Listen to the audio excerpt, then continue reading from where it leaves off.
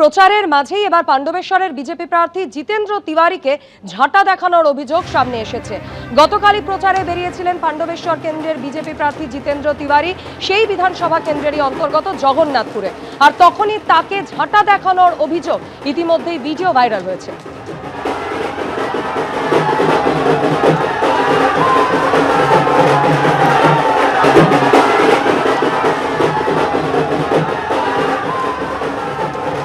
ঝাঁটা দেখাবো না তো কি করবো? ভোটার লিস্টে নাম কেটে দিয়েছে, ওদিকে শরবত খাওয়াবো?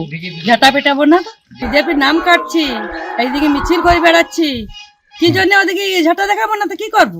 হ্যাঁ, মাইনরিটি অঞ্চলে কিছু মহিলা 25-30 জন মহিলা নিশ্চয়ই ঝাঁটা নিয়ে দাঁড়িয়েছিল এবং ওরা ভাবলো যে ঝাঁটা নিয়ে দাঁড়িয়েছে বলে আমি যাবো না, কিন্তু আমি গেছি। ওরা ঝাঁটা দেখিয়েছে, আমি প্রণাম করে চলে এসেছি। দিনে তাদের হাতে ঝাঁটা থাকবে না, আগামী তাদের হাতে কম্পিউটার থাকবে, তারা পড়াশোনা করবে, তারা প্রফেসর হবে, ডাক্তার হবে, ইঞ্জিনিয়ার হবে এবং দেশ গড়ার যে আমাদের স্বপ্ন, সেই স্বপ্ন পূরণ হবে তাদেরকে।